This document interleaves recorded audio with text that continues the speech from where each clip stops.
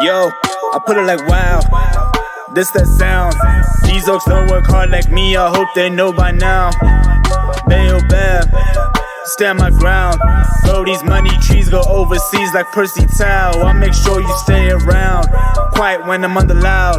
No negatives allowed, me and positivity took a vow. I always play to win, don't anticipate loss. Mind always in the clown, my boy. Never think about the drop, never ever ever think about the drop. It is Friday. Welcome to the MKT Show. We look forward today to faking every single meeting. Every meeting from around now beyond 3 o'clock it's a fake meeting. Like to any bosses at any office, that's the reality. Is you're losing money now. Guys are actually already 2 beers in. Ladies on the 3rd glass of wine. That's happening right now to all bosses. I want to burst the bubble there. The fake meeting that's 30 minutes away from the office is actually happening at O'Hagan's for sure. Big show today. It is a big show. The long lunch. Flip van der Merwe, by the way, is a human being who has now been on the road for 4 hours exactly. He's testing some tech for some French people in tech. I don't know what's going on with that guy. He just can't do it normally, right? I say, what are you doing driving for 6 hours? He says, I'm testing some tech for someone. It's a hydrogen car. So we'll chat to him for afterwards. So we'll see how he's powering his cell phone. I don't quite know if batteries are working on hydrogen yet. Who knows what's going on out there. But before that, for the first hour, listen, there's a tiny little thing that happens in Spain twice a year. And to say it's a spiritual event, understatement. I've been to both twice at both stadiums. It is a little something called El Clasico. So we thought, you know what? Let's bring in somebody who's actually in the know, right? actually in the know about La Liga. And before we get to him, I am joined by the Portuguese president of all things Portuguese, of course, as we do every Friday, Paulo Diaz, before we bring in our guest. Paulo, how you doing?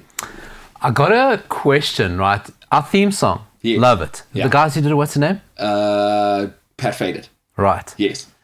He's got a line there that says, I go overseas like Percy Tau. Yeah. Should we not do an edit? Because is he technically overseas anymore? Well, the Egyptians... I go across the Nile like Percy Tau. Yeah. But does it right? Yeah. Maybe, I don't know. I like where your head's at as well. There is a saying is denial is not just a river in Egypt. So it works on a lot of traversing waters, as well as the Romans, of course, couldn't cross the Rubicon. We could probably work something in there. Having said that, let's be very clear. The Egyptians do not like to think themselves as Africans. My mother lived there for 6 years. I know, that's a true story. So it I'm is not quite kind sure of what to do. overseas in their mind. So, you know, it'll hold water. I'm just thinking of Percy in this whole situation. what a good... This is my main concern. Yes. No one's ever thought of Percy. No, right? no. They send Percy, I got my big break in Premier League. No, Belgium. Oh, I'm doing so well in Champions League. No.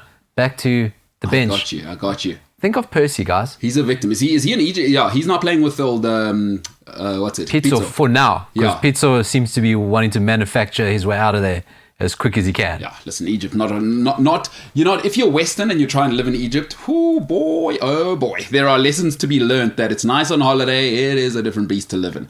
Before we introduce our guest, Yon Dandigi says, it's Friday and the boys are in the building, greatness lives here, we won't be able to catch all the show live, backwards development means I can't tune in while flying. I believe you can on some airlines buy data. It's about $500,000 for 1 megabyte though. It is incredibly expensive. If somebody says I'm on the plane and like sending WhatsApps, they're in the money. That's All a right. flex. That is a flex. No, that's a different tax bracket.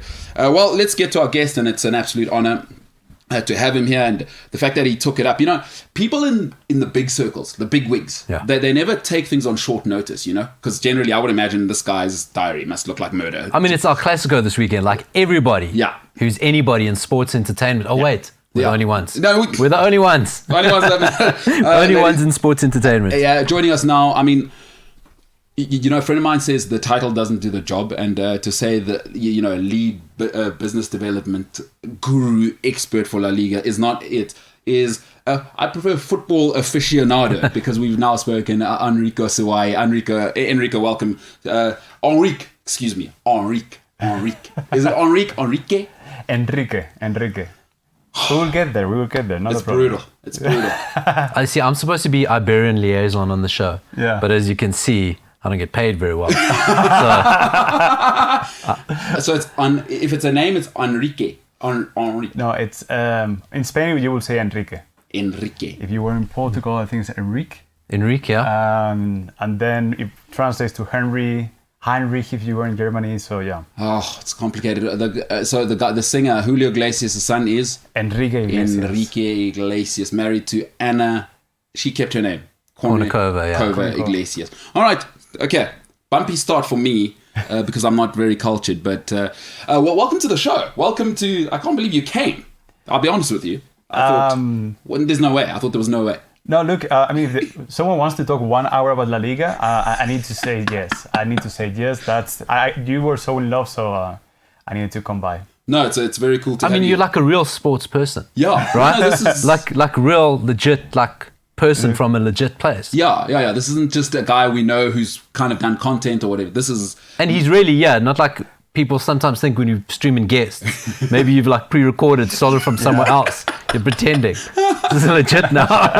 And I did actually, and Paulo, you know, you do need to look after your own, was that I did think, oh no, he's Spanish, and now Paulo's Portuguese. And now I don't know the rules of engagement. I don't know where Portugal and Spain are at the moment in terms of, you know, loving each other. It's been, you know, so I don't know. Maybe this show can be the start of peace talks for the long term. It's a friendly rivalry. You know what I mean? It's a friendly rivalry. I think the biggest thing between Spain and Portugal is, well, my biggest concern between Spain and Portugal is that Portuguese can really understand Spanish, but we cannot follow Portuguese. Oh, yes. It's like we will pick up a few words, but they cannot fully understand what we're saying. Oh, no. So you feel like is it one, like you want to say something to your friend and you're like, Hold on. Who's Portuguese here? Doesn't work. It doesn't really work. Also, the La Liga is unofficially the sponsor of the Portuguese league. That's because they buy so many Portuguese players, they keep the clubs propped up. So I mean, I can't be angry at that. Yeah, I know. It's a common investment. It's good for international relations. Listen, so we're going to do something. I'm going to give you my list quickly of the 5 greatest players that I believe have played for Real Madrid, Barcelona before we get going. Okay. So it's an awesome thing to have you here, and we're going to chat La Liga for the next hour. Let's get into it. The Friday 5, as I do every single Friday. I thought it's only right with our guests being in. Now, a lot of people, I sent this list to somebody who's a little bit older than me, absolutely loves La Liga, and she was not impressed, and she is extremely Spanish and extremely from Madrid, and she was not happy that a few people from back in the day, in the 90s, were left out back in the day. How old are we? All right, the Friday 5. For me, the 5 greatest that have ever played for either Real Madrid or Barcelona, that's in El Clasico. At number 5, 4 Champions League titles. I believe he is the greatest centre-back of the last 20 years. I don't think we've seen another one like him. Go to right back and comb that long hair. At number 5, the truly great, the GOAT of his. This guy gets no credit because he looks like a computer programmer. That's what he looks like. If you walk past this guy in the street, you think, oh, no. La Liga titles, 6 Copa del Reys, 4 Champions League, 2 trebles thrown in there for fun, and he was one of the mainstays. El Ilusionista, they call him. That's very English. I don't know how you'd say it in Spanish, but at number 4, he is one of the greatest. He'll never get the credit. Andres Iniesta. At number 3, every pilot needs a co-pilot. This guy was the heart and soul, truly the heart and soul. Rijkaard tried to get rid of him, for those who don't remember, because Rijkaard didn't like the little guy thing, and they, it all came round. Pep Guardiola came in, 8 titles later, 4 Champions League. Because everybody gets on the Zidane thing. I believe he's the greatest midfielder of all time. If football is about pass and move, nobody, and there are footballers throughout time who I love, nobody. La Computadora at number 3, the great Xavi. 2 and 1, I don't want to waste time. At number 2, I mean, the numbers are 451 goals in 438 games at Real Madrid. Cristiano Ronaldo is the second greatest player to ever play in this thing. Okay, like, he's Cristiano Ronaldo. Let's not waste time. It's stupid not to say this is the greatest Real Madrid have ever had. I know the Spanish people have an issue because this creates another sort of Paulo Henrique dilemma. He's Portuguese, he's from Madeira. Oh no, he's now coming and taken from... This is... Come on now. 451 goals in 438 games. At Madrid, the greatest pressure probably... At number 1, you know what? People tell me this is a conversation, and I know Portuguese. It's not a conversation. This guy is playing FIFA in real life. He did it for a decade. We've never seen anything close. People admire Maradona for what he did in '86 with that goal. Goals a season. 20 of them where he's running past 6-7 people and chipping the keeper. At number 1, El Pibe de Oro, the one and only Leo Messi. I've never seen anything like this. I've never seen anything like this. This is the most difficult, demanding sport in the world because everybody wants to be a footballer. And he's making the very best athletes of all time that have ever played football look like children. Listen, I love Ronaldo. He doesn't do this. He could never do this. Run past 6, run past 8. The greatest of all time. I'm sorry, I know the old heads. I know Maradona, Eusebio, Zidane, Nedved. Not this guy. These are the greatest 5 for me. Sergio Ramos at number 5, Andres Iniesta at number 4, Xavi Hernandez at number 3, and the 2 greatest players of all time in Cristiano Ronaldo at 2 and Leo Messi at number 1. Now, I'll start with you, Paulo, because obviously the Ronaldo-Messi debate, whatever, they're both just aliens, right? But I was looking at sort of, I thought Di Stefano and those teams and, Zidane, but he didn't do enough. I mean, Zidane has 1 La Liga title. I don't know if people know that. Like, that's what Zinedine Zidane for that volley, He only has one La Liga title. Now, is that his fault? Because they spent all of the money on strikers and had, with all due respect, who did they have at the back end? Like Raul Bravo and Ivan Helguera. You remember that? Yeah. And is that his fault? I don't know. But Zidane, I can't put you above Xavi Hernandez. Come on. You know what's the cool thing about this list is that all of us could have done our own list of 5. Everyone could do a different list. We'll box over Figo. Like, I don't... the guy did it for both. Yeah. He did it for both, right? True. So I'm always going to go on Figo's side. But, well, like I say, it's such a great rivalry. Yeah. Time they've played for one or the other. Yeah. That's what makes it such a fascinating game. And I'm sure we'll talk about it. Even this weekend's game, there's no Messi and the stars are pulled out of Barcelona and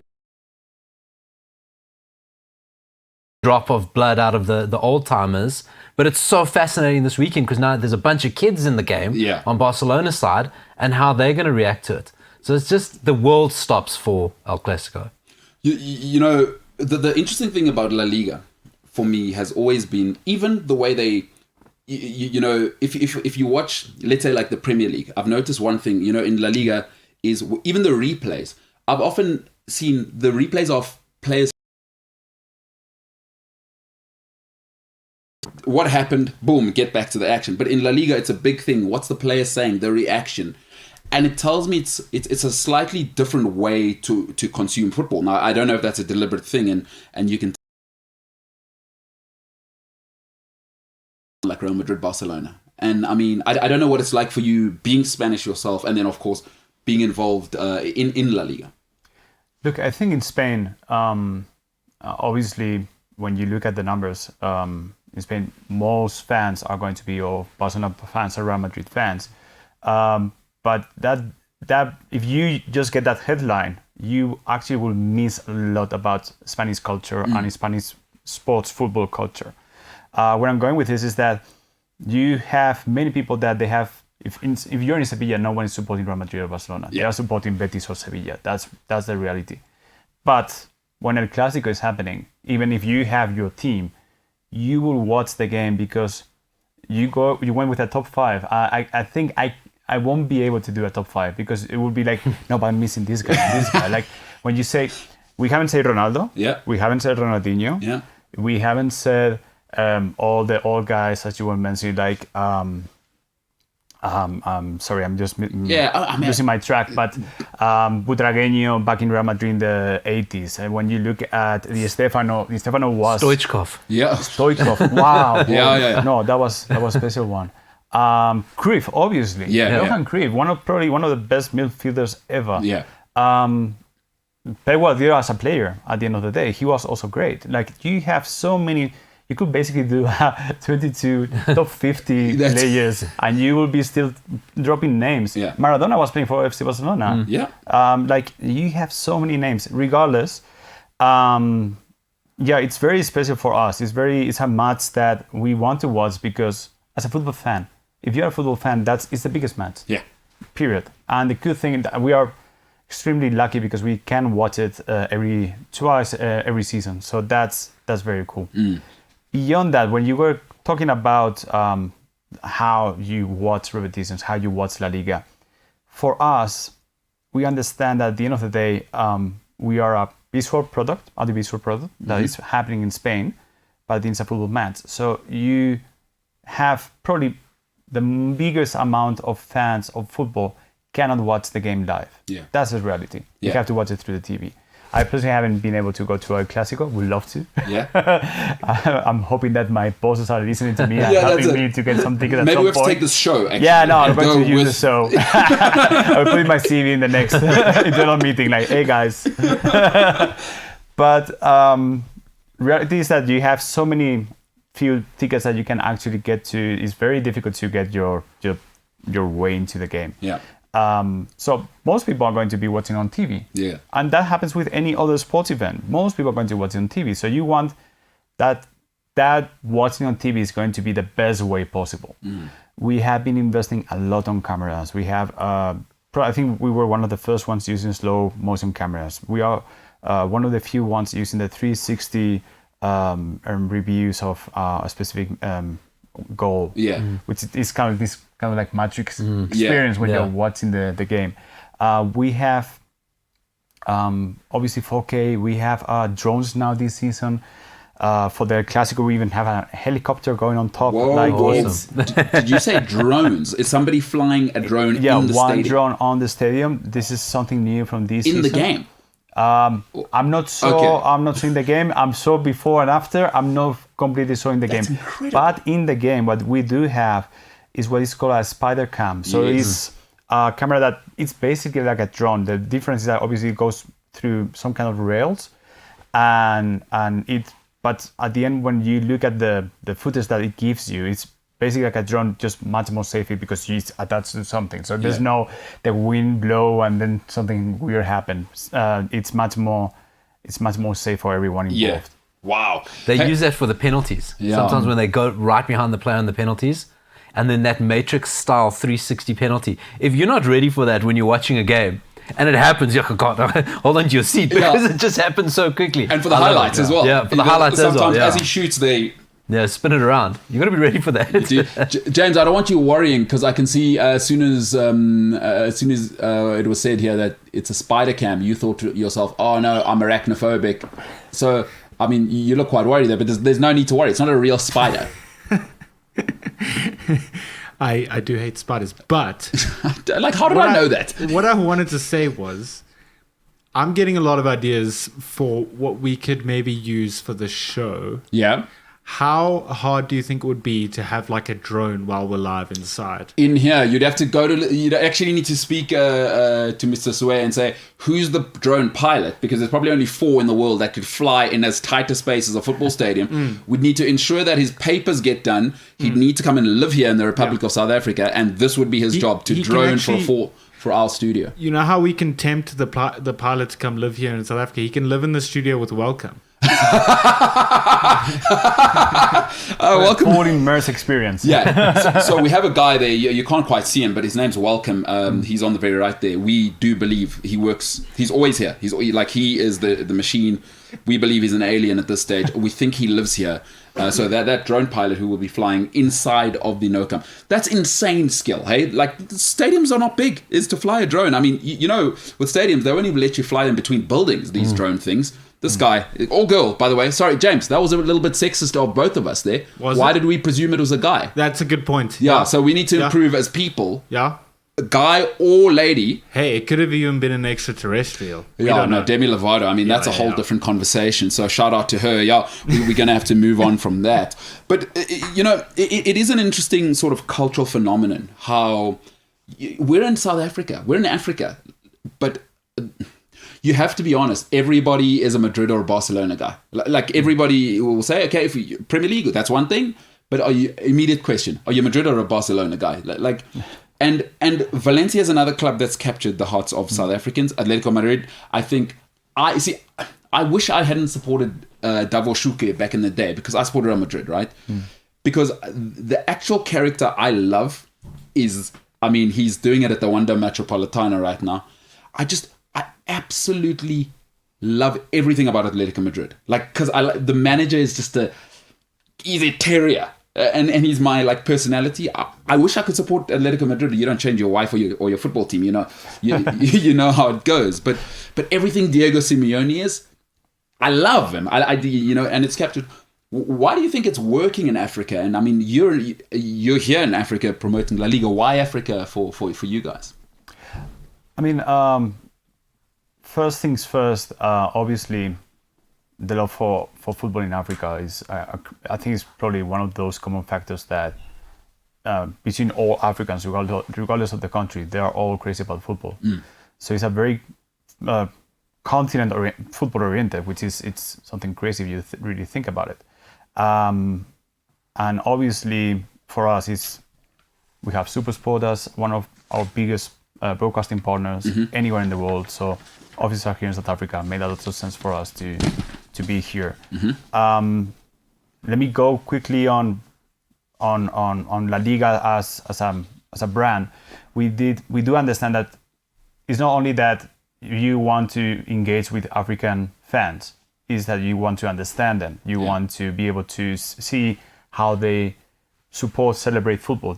You want to understand how they are living their lives in the sense of how they take their content, how they are engaging in social media, because there are things that work in Egypt that doesn't work here in South Africa, or that don't work in South America or wherever we are. Yeah. And beyond that, we actually we have an office here in South Africa, but we have delegates in Morocco, Egypt, Tanzania, Kenya, Senegal, Angola, Cameroon, a small office in Nigeria, and that's only Africa. Yeah. When you move into other countries and other continents, we have even more people. So in that sense, it's very unique. As far as we know, there's no other sports brand that is trying to get even closer to what we are doing. And again, it's everything meant to be for connecting with local fans, because that's we don't have the Premier League heritage. Yeah. We don't have the culture in terms of how they have been promoting the football and the football clubs for so many years. We are kind of like much more like the new kid in the block. Yeah. But we understand that if we want to close the gap and make more people aware of not only FC Barcelona and Real Madrid, we are extremely lucky because we have those two, on my personal view, best teams in the world. Yeah. But Atletico Madrid, Sevilla, Valencia, even when you go Real Sociedad, Betis, Villarreal, we have amazing teams in La Liga, and people tend to look at us like it's a two-side teams. But reality is that we saw Atletico Madrid winning last season.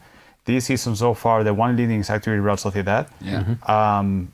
All the, I think, top 5 clubs right now are all, if not on the same points, almost on the same points. 3 points difference. You have maybe like 10 clubs. There's only 2-point difference, by the way. Like everyone's saying Ronald really Koeman needs to get fired. He's only 2 points behind Real Madrid. A couple of good wins, he's up there.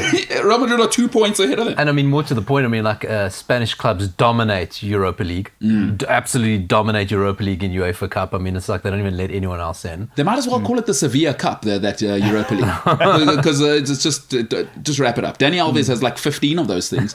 Hey, you're right, and that's such a good point. Is, you know, sometimes it's also we watch it exactly like you're saying, 2 teams, but I think, as you say, you're trying to change that image. Let me ask you another question. As you were speaking, I thought one of the greatest gifts that Spanish football has ever given us. I don't know if you ever played Football Manager back in the day. So there was a time. I still do. Yeah, I'm still. My wife always asks me, why you move from your actual inbox.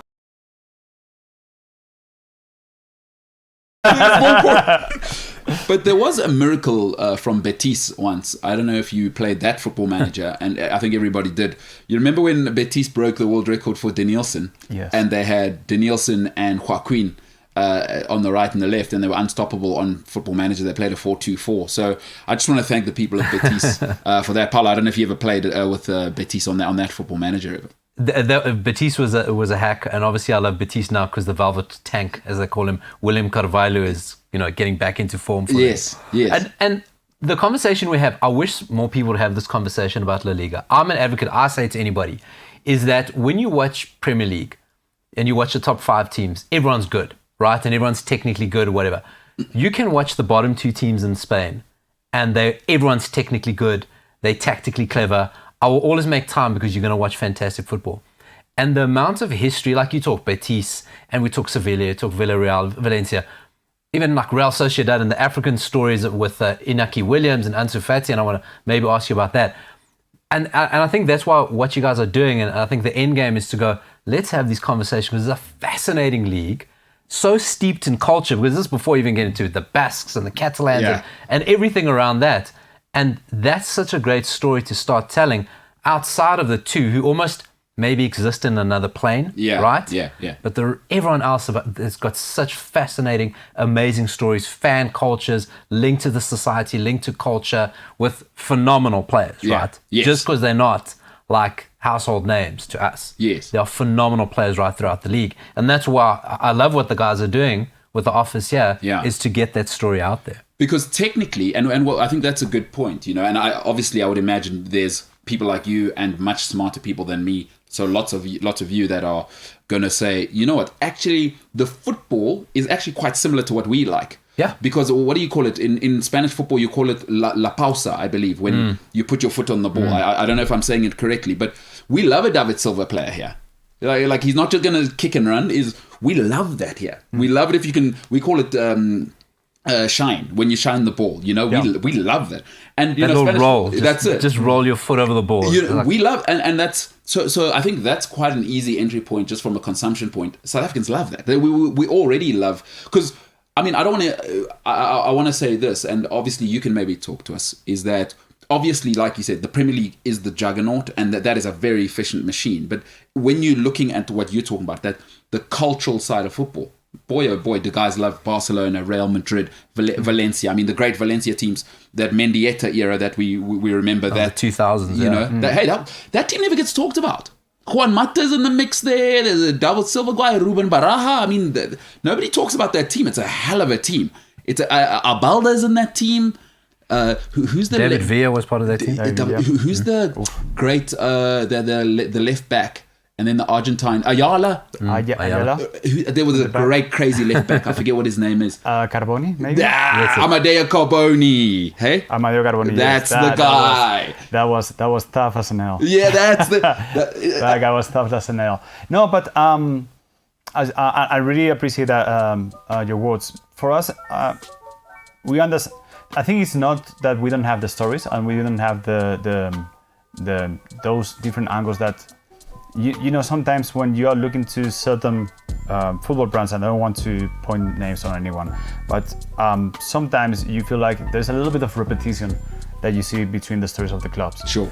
But reality is that Spain, and it's something that probably hasn't come here to South Africa, or we haven't been promoting it enough so far, but you have a lot of different backgrounds when it comes to the different regions in Spain. Yes. So you move to Galicia, it's a completely different story when you go to Andalusia, when you go to Madrid, when you go to Barcelona, Basque, Valencia. Like everywhere is very, very different in their own specific way.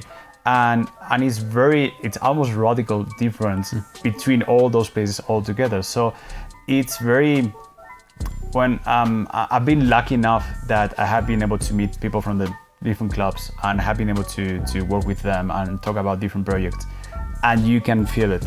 Like everyone has there's some expectation when you are talking with someone that is from the Basque country on the way he's going to reply to you. When this someone from Sevilla is completely different, and I think that's it's unique, because then you have a different touch, you have a different way of hearing certain things, and that also impacts the clubs. Yes. Because then the culture of the club obviously is linked to the culture of the city. So you go to Sevilla or you go to Betis, you go to the stadium, you hear those fans chanting. And it's a completely different experience than when you go to Madrid, to Bernabeu, or even Madrid and Atletico Madrid. When you go to the stadium, it's also, the fans behave completely different. So it's, we have many things to say. Now, before we go to a break, because now you've made, obviously, I would imagine the dream of anybody is to work in a football session.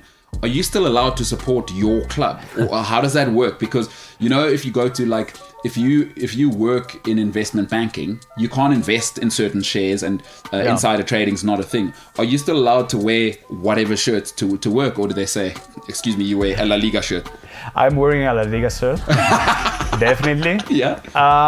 Which basically to me means that I need to share as much love to the teams that I have more affinity with those teams that I used to not have as much affinity with, and I'm going to drop it there. But it's fun because at the end, if you love the game, you have appreciation for any team. Even if you are a full Barcelona fan and you really, really hate Real Madrid, you have some, like, if someone points to you like, say whatever you say, but if Cristiano Ronaldo could play AFC Barcelona, you will take the chance. Got you. You are going to say yes, of course. You want, like, you have to appreciate the game. You have to appreciate certain moments of, like, to me, what really, I think it's almost like an inspiration from Real Madrid is how they don't care. Like, they are just going to win. That's they don't mind if they're going to play more beautiful, less beautiful, they're going to dribble more or less, they're going to pass farther or shorter, they don't care. They just want to win. Yeah. And that drive, I think, is something that you need to appreciate regardless where you come from.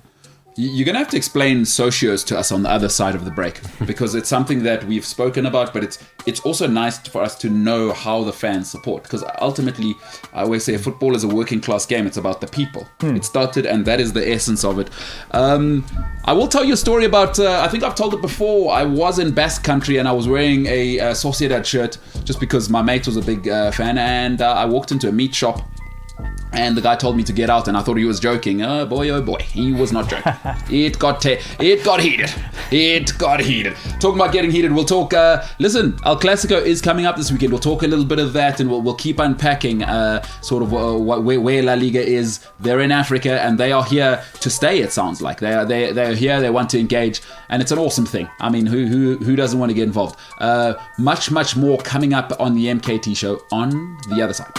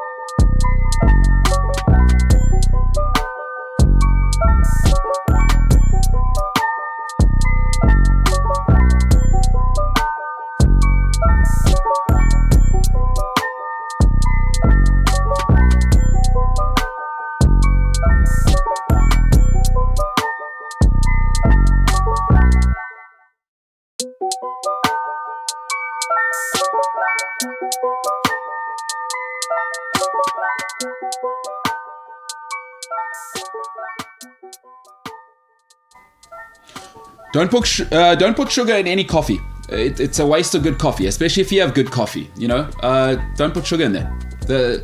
Now, is that sports related? No, but it's good advice, and you should follow it. Don't put sugar in coffee; it ruins it. And really, what you should be doing: almond milk. Almond milk. Stop drinking with dairy. You're ruining a good coffee. But most people don't drink good coffee, so you know, Paulo. It's not a traditional way to bring a show back, but I'm just telling people what to do. It's advice, I feel. You know what I mean? That's good advice. It's constructive. You know what I mean? No point people think, oh, I'll get single origin coffee. Where'd you get it from? People have like a stock standard, Kenyan or whatever.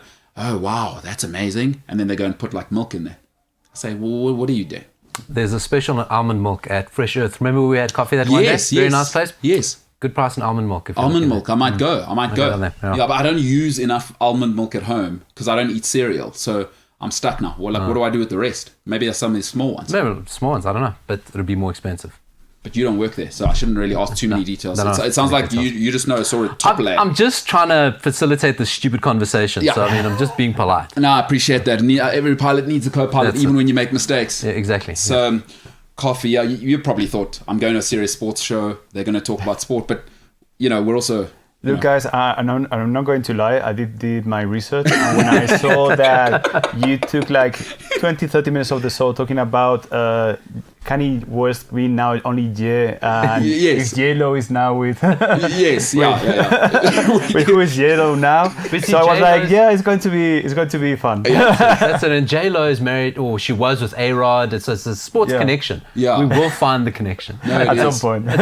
It is in the back there. We've got Senzo and I think it was Senzo or Ryan, the lady who does J-Lo's nails, or who was it? Yeah, it was J-Lo, who they knew way too much about. They know too much. They know too much about it. So, I mean, shout out to those guys, but we got to sort of get back to it. As you were talking about the culture, and I was just thinking, as a football fan, what we love is something we've spoken about, and we've broken it down a little bit on the show, is sometimes we don't understand also. It's like we hear socios sometimes, and we don't really understand why it's difficult. I mean, I've been fortunate enough to go to games, but if you're not a socio at Real Madrid, to get a ticket is you need to sell your soul to the devil, right? Or El Diablo, as we might say in Spanish. You're welcome. You're welcome for... It's also a Spanish lesson that you came to.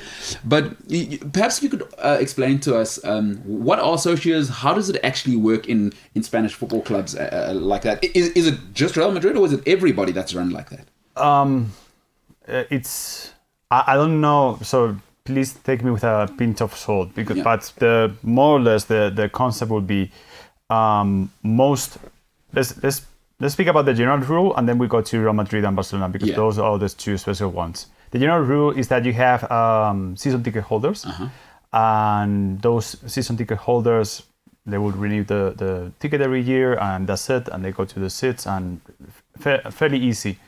Some of them, they also have shares from the club, and usually they get those shares mainly obviously because they love the club and they want to invest in the club, but also sometimes it's because with those shares, if you have 2 shares, for example, then you have a little discount when you are going to renew your season ticket holding. And if you are not a socio, then you need to just buy from those seats that are open, that are free.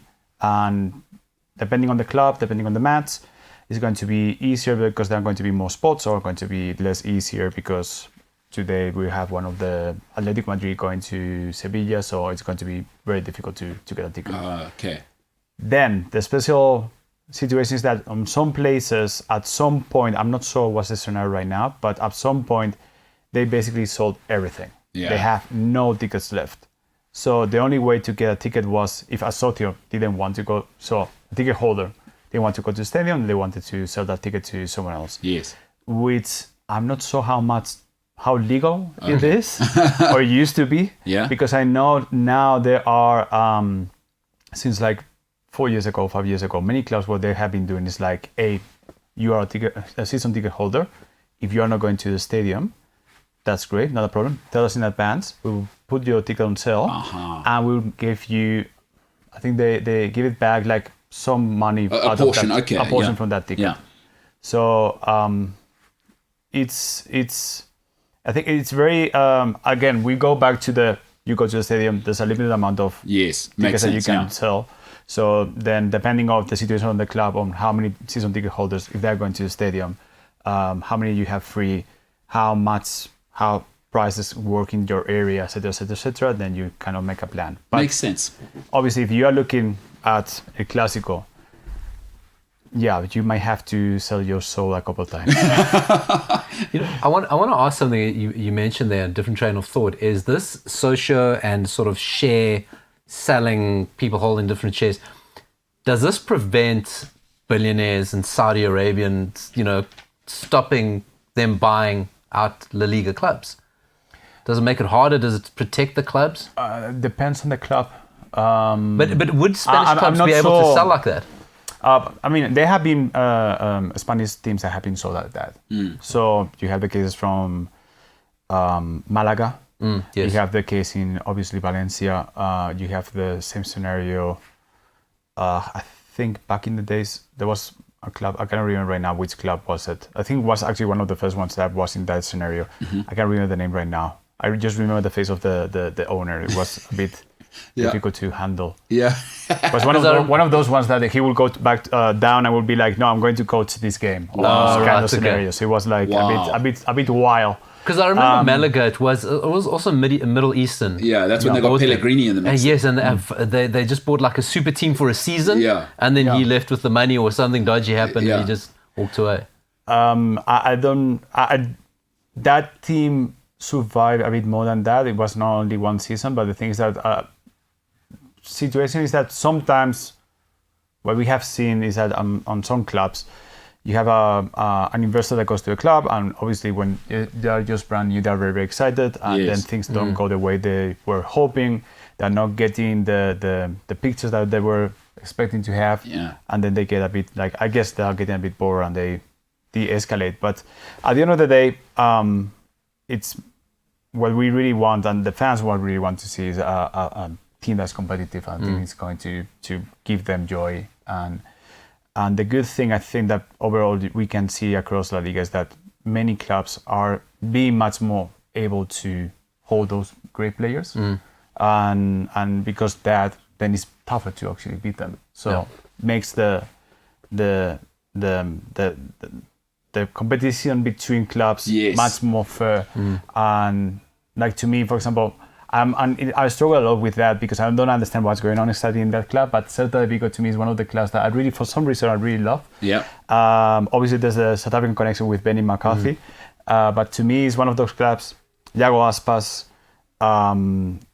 you call it, but they have such an amazing squad, and for some reason, the last 4 or 5 years, they haven't been actually able to be the club they're supposed to be. I know. To me, this would be top 8 easy.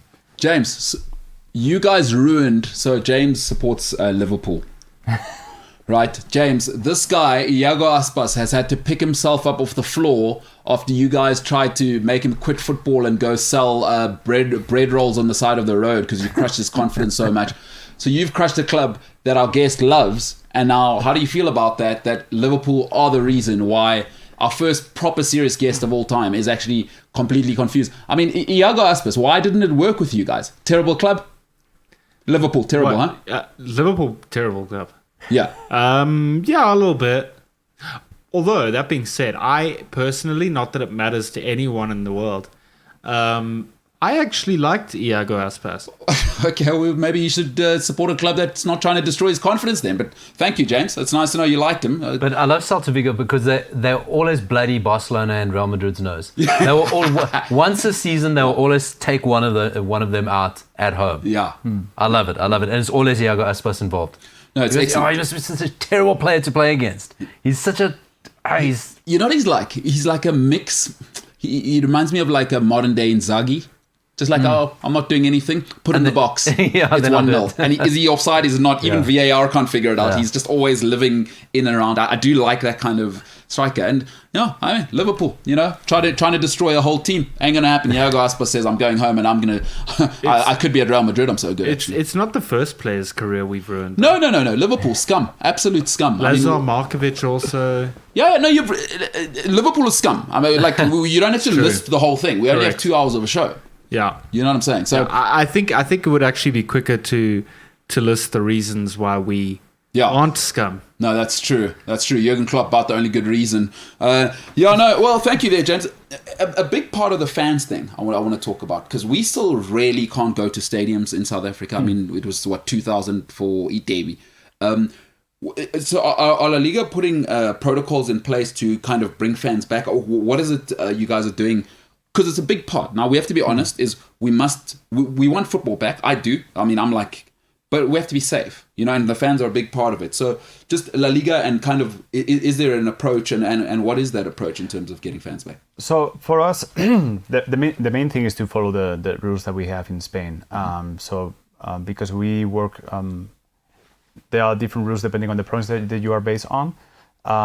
We have seen different scenarios in different stadiums and different cities, but reality is that mainly because vaccination has been happening in Spain for obviously a bit longer than South Africa. And well, obviously it's not a wrong word, but it just has happened before in South Africa. Has been much more well spread. So at this stage, Spanish population is very vaccinated. They are still putting in place face masks. Obviously, social distancing in stadiums we know that's not a reality, but they are making sure that remembering everyone, you need to be wearing your face mask while you are in the stadium. If you're having your drink, cool, have your drink, but after the drink, put your face mask back again. And they were for a long time in many stadiums. For example, I know in Camp Nou specifically, until last weekend, it was 60% capacity, but now it's open to 100%. They had to. Which is great. I think what we are all wondering is how much the fans are going to respond to that. They're going to actually be on the stadium for Clásico, but it means too much. It's going to be there's going to be too many people there. I think they're going to be there. I think there's going to be people outside the stadium watching on their cell phones just so they can be, because that's a special thing, right? And I really believe it. I think there are going to be people who don't have tickets that are going to come, because football is about community. I believe that. And I don't think in an illegal sense. I'm saying, just to come to hear and to be around the old fans. When you watch football, you know how it is. If you're going to meet somebody, maybe you're going to have a coffee or a beer before the game, the same face, you always meet the same fan. That was just my experience. I think this weekend is going to be, we are back and everyone's vaccinated. I hope everyone's doing the same thing. Put your mask on. Let's have a beer. Hey, good to see you. It's been 19 months. Where have you been? What have you been? What's going to be really interesting, and El Clásico and United Liverpool are pretty much at the same time, which is like going to cause a lot of strife for a lot of people. It's called second screening.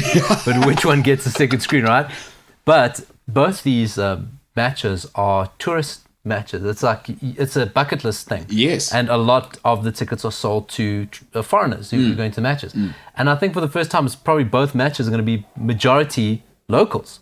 Like if you think about it, you're not going to have those day trippers and the packages and that. Yeah. It's going to be quite interesting. I wonder if it'll change the...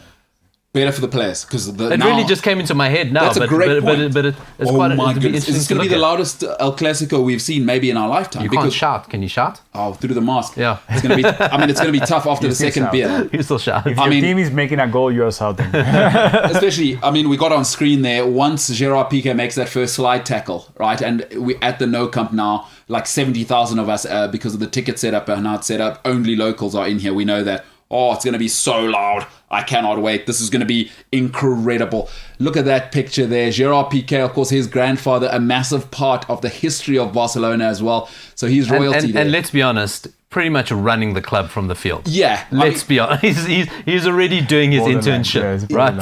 He's already doing his internship. He's excellent, isn't he, Paulo? I like his style. Like, boom, come to the World Cup. Okay, while we're here, we'll win that thing. That lady singing over there, waka waka let's go on a date. Boom, married. Have you met my grandfather? He's a huge part of this club. Have you heard of Barcelona? Colombia, nice place. Come to Barcelona. Oh, that's my grandfather. Let's go upstairs. You sit up there, Shakira, I'm going to go in there, and we're going to win. Pep Guardiola, you come in. Boom, dynasty. This guy's done it right. Well, and then on top of that, his production company owns the league own rights in Spain. He's doing Bitcoin or cryptocurrency with Griezmann. So he's doing all the things. I want to ask you, as we see those two up there, obviously, La Liga's lost their stars over the years, and Messi going from a marketing point of view, it goes, geez, like what do you do when you're losing these players? For you guys as a marketing sort of arm or as a communications arm, and you have these marketing pillars just start moving so soon as the season starts, like we were talking just before the season, ESPN, every promo had Messi. Yeah, he's 5% of the revenue. And then it goes, how do you, just from any perspective, and you can answer as comfortably as you want, how do you shift and go, okay, well, now what do we do? Yeah.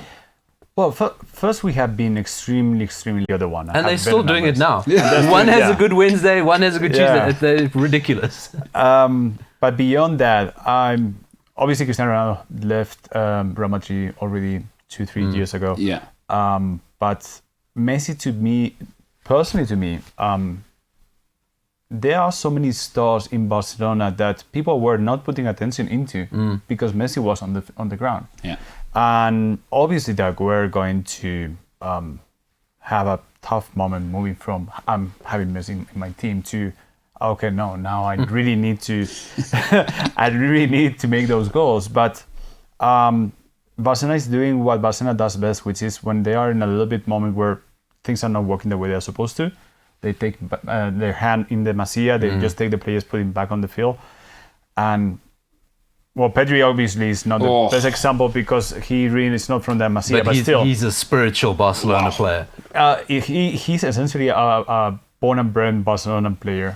Like, it's, I think, I cannot remember any other player that has gone to Barcelona and has made so much of an impact so quickly, being so young. Yeah. Ansu Fati, obviously now Gabri, Dest, Zinedine Dest, and all of them are extremely young. Araujo also. Yeah. And also, again, for me, Memphis Depay, a great surprise. A great surprise to see him being as important to FC Barcelona. Also, again, being a striker in FC Barcelona is not easy. Yeah. If I'm mistaken, already this season, across all competitions, 4 goals, 2 assists, 5 goals, 2 assists. So it's not easy. It's not easy at all to perform in FC Barcelona because, and it's the same with Real Madrid. The expectation is to win, and if you are in Barcelona, it's not even winning. You need to make a beautiful entertainment. Yeah. So in between. Yeah. So I had the chance to meet La Liga coaches before and talking with them, and they were talking to me. So these La Liga coaches are from La Liga itself. So they'll go for La Liga camps, clinics, all over the world. And when they talk with the kids will be also like, we want to play it to Real Madrid. So coach, what do I do to get to Real Madrid? And what they will say is like, well, first you need to be the best one in your team. Yeah. Then you need to be the best one in your city. Yeah. And then the best one in your country. And then you need to, if you are lucky, you will be perhaps on the options to be in Real Madrid. Yeah. But you need to be the very, very best. And it's something that, obviously, because Messi, Cristiano Ronaldo, they have Real Madrid, you cannot like forget that Benzema is amazing. Yeah. Phenomenal. Yeah. Vinicius he's doing it. Starting to be the player that he was meant to be. Militao as centre back, I think he's incredible. He's been incredible. Both teams right now, they have been hiring very, very young players for a long time that we were not really looking at, or they were not getting enough minutes, or they were not performing as greatly. They were just performing. And now I think it's when we all are going to start looking at them and be like, hold on. They might have a defense. Yeah. Hey, but before we move forward, I just want to ask you a question, which it's been a bit of a situation here on the show actually, because there's a reality. Paulo doesn't like it if Portuguese players are doing well or managers. I always say, this is not the truth. It's a real thing. I said Cancelo, I love him. He said no, Ronaldo. No. What you said about Cancelo is, I said Cancelo's a better player than he is a right back. And I said that makes sense. And we're comparing two players. And you said, who's the guy at Leicester? Ricardo Pereira. He said Pereira. He's a better right back, but Cancelo's a better player. Okay, so as you can see, Paulo doesn't like it if Portuguese guys are doing well, right?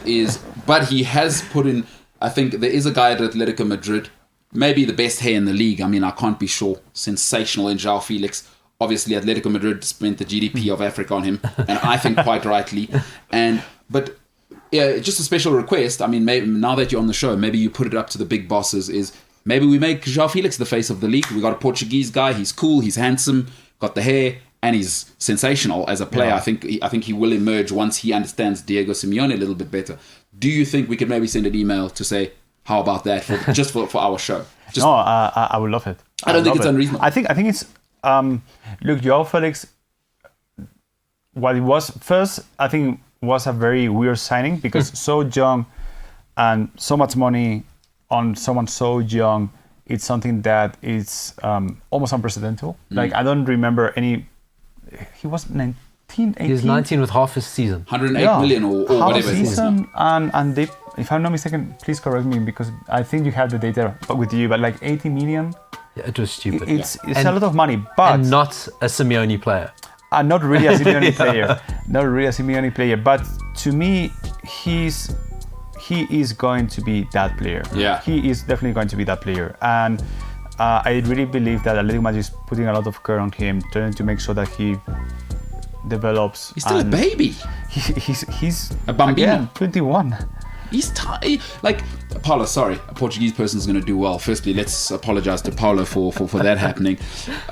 You're talking about the camps just now in Africa, because that's a great thing. Joao Felix. Maybe I'll buy a shirt. I'll have to get a Portugal one, because I can't get an Atletico Madrid one. My friends will slaughter me. They will slaughter me. See, well, that's what I do, right? So I've gone when Figo was at Barcelona were my team. Then he moved, then I was Real Madrid.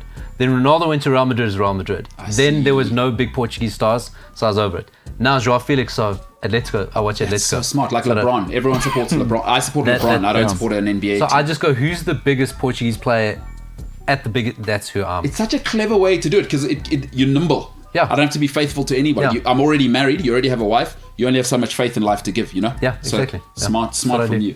But so the camps is something which you were touching on there, and that maybe people don't know. Maybe they do. People have Google. I don't know what they're up to, but people may love to know that La Liga is investing here.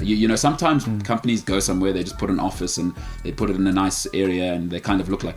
But La Liga are here and actually care, from what it sounds like, certainly from what I've read. I mean, tell us a little bit about the camps and what those entail for on the ground. So we found, and it was, I need to say that we really wanted to do this for longer, because I have been already 4 years in South Africa, and since I landed, it was on the agenda. We want to start doing this, but finally we have found the right partner on Ivory Cup, South Africa. Okay. So between two brands, we have been creating these La Liga camps. Yes. We did the first one in Johannesburg. It was end of August. So it looks like from Monday to Friday, from under 17 to under 10 players, with La Liga coaches coming to the country, and they are getting it's basically a clinic for those players, so they can understand how they do all the coaching and all the performance review from Spain way. Yes. So they can understand what's the standard on that side, and on the weekend we add workshops for local coaches. Wow. So we can also do that exercise of sharing our knowledge. We are not, as a Liga, I think something that is very beautiful from our side is that we are not afraid of sharing. Yes. We believe that the more we share knowledge, the more the game is going to improve, regardless where. And I think that's something very, very unique from our side, that we are so open to have those discussions and so open to try to again, share methodologies, share ideas, share concepts, because at the end, there's not a real one way to play football. No. There are plenty of ways. From our side, it's much more like to understand the structure on how to try to put certain things together, and obviously recommendations. But I have been in many of those workshops, not only these specific camps, but others that we have done with COSAFA, that we have done with other key stakeholders. And it's at the end, it's always like, look guys, we're going to share with you this amount of information. Take whatever you think is going to actually work nicely for you guys, and just avoid whatever you think, no, this is not for me. It's not for us, yeah. Because at the end, there are different scenarios in different situations. You might be in two different clubs in the same city, and the whole context of the club is completely different, and what works in one doesn't work in the other one. So you need to respect that and just implement what in your reality, which is important for us. And going back to the La Liga camps, something that we also we're trying to bring more partners to the game, because obviously there are people that can afford them, but also you have a lot of people, both players and coaches, that cannot afford them. So we actually had, if I'm not mistaken, like 40 players that were sponsored, and like 30 coaches that were also sponsored to be part of that's awesome. The whole thing. So that's, we really want to, obviously we want to promote the games, and we want to have the matches, and we want more people to know, to put more ears on us, but at the end it's also to make sure that the whole industry improves. And where you are going to fall in love with football is not in Spain. You are going to fall in love with football here in your hometown. Absolutely. You need to go to your stadiums and support your teams. You need to go and support your national team. You need to have that full experience here on the ground. So it doesn't make sense that we are this beautiful league that everything is amazing, while your perception of football here locally is not great. You should be a broadcaster, because Jimbo, give us that graphic there, Jimbo. Because speaking about really experiencing football, obviously this weekend 6:00 Central African time on Supersport La Liga, Sunday 24th of October. It's the big one. But there's actually an activation happening. It is in eThekwini.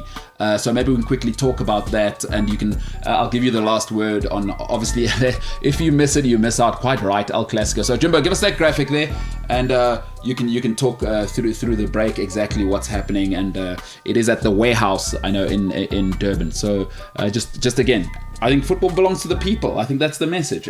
Yes, it's a brand. Yes, it's a business. That's one thing. Is ultimately at the very core, I love what you're saying, is that football belongs to the people, and people share. We are social creatures, and we all know that football started as association football, and that's what football is for me anyway. My favorite part of football is having my friends here to associate with. So it's been awesome having you here.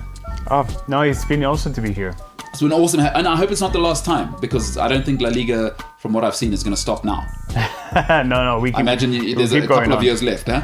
No, I think it'll go. And you know what's really cool about you, and I think you can quite lazy get caught up in the sensationalism around the league. Yeah. Because everything with La Liga is blown up, and there's only one side, and you don't know if it's the truth or it's a Madrid spin or a Barcelona spin. You don't quite know where it's coming.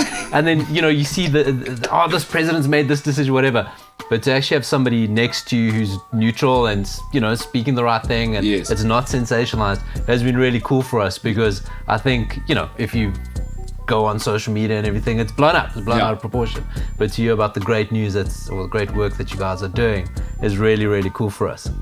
It is very cool. And you bought us a present. That's huge. So, I mean, this is massive.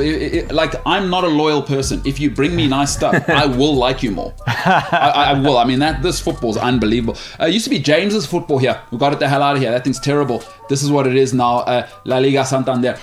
James, another company you tried to derail, I believe. Didn't Santander used to sponsor Liverpool? Or something like that? I'm pretty sure. Not that I know of, no. Not. Who was it? Who was the... I think that's Standard Chartered. Oh, Standard Chartered. Try to derail them as well. And then Jurgen Klopp came and saved you guys. It's going to happen. How did we try and derail them if we're still sponsored? When Steven Gerrard slipped that time. Oh, sorry. We have to go to an ad break. Okay, all right. All right. Mr. Sway, it's been a pleasure. Thanks for having me. It's been an absolute pleasure. All right, La Liga's on, 4:00. Ethekwini, go and support at the warehouse. We all know where that is. Come on. It's the place to be. 4:00. Coverage will start on Supersport La Liga on Sunday, 24th of October. It's real deal. We're staying in some sense in that part of the world. Slightly different part also. I mean, I don't know. It's full on that region today, because we're going to France now, to a man who, I don't know if he's Elon Musk, Iron Man. Who knows what's going on with this guy on the other side. Flip van der Merwe, the long lunch is here.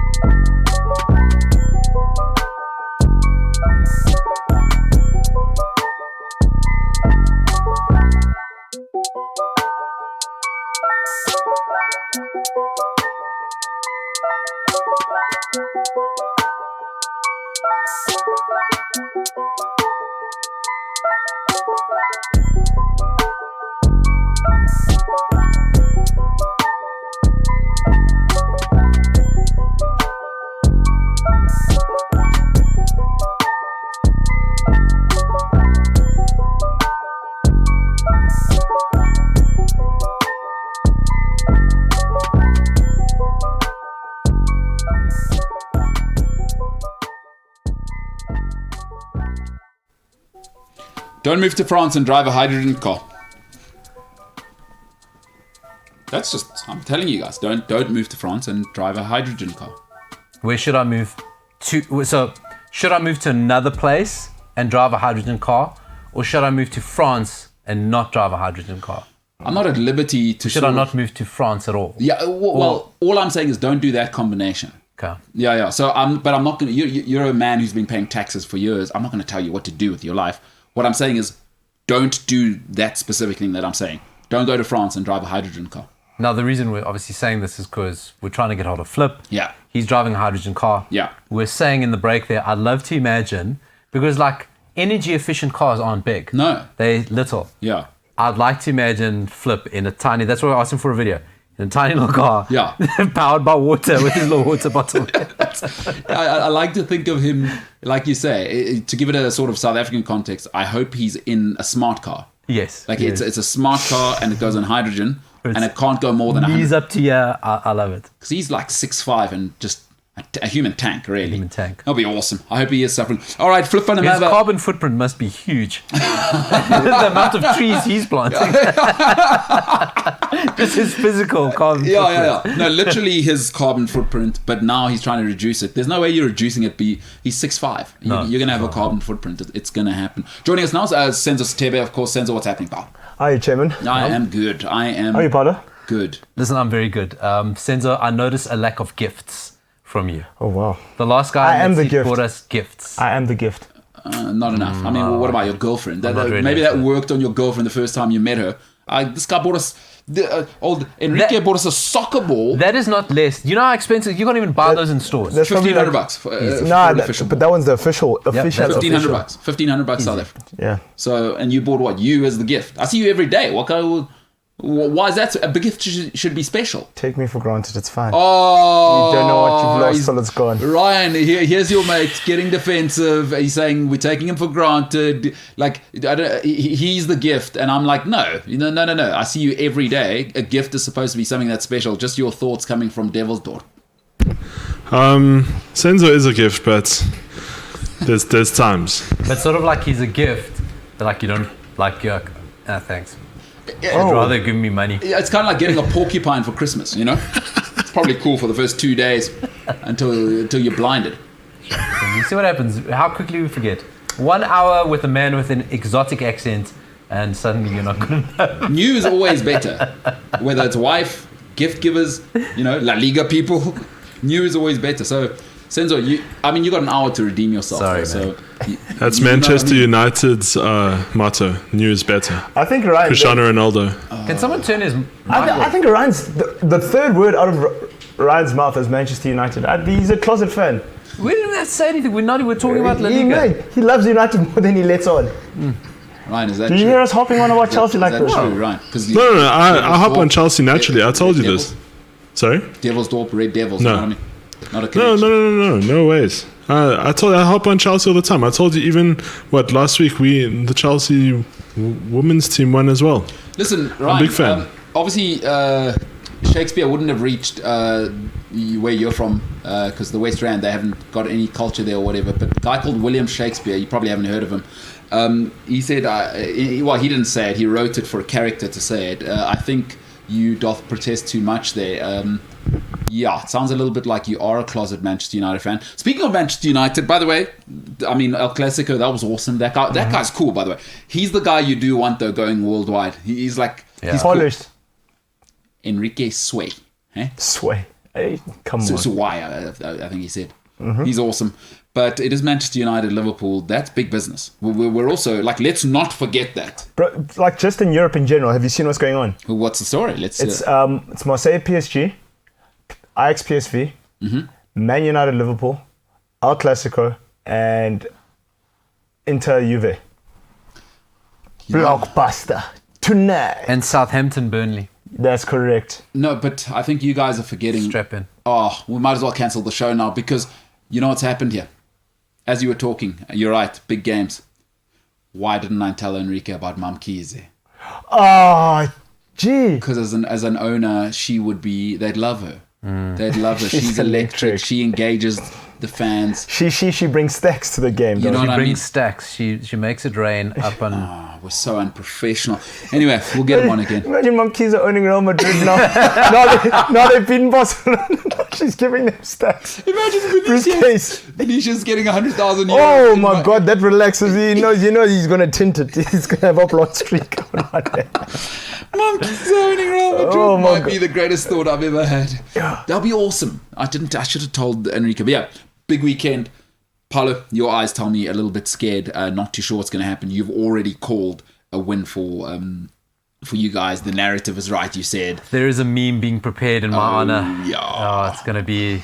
I don't look forward to it, but you got to put yourself out there. But what are you actually thinking? Because Atalanta shouldn't be like they're a good team. Why were they 2-0 up against you guys? Because I'm old. I couldn't stay up.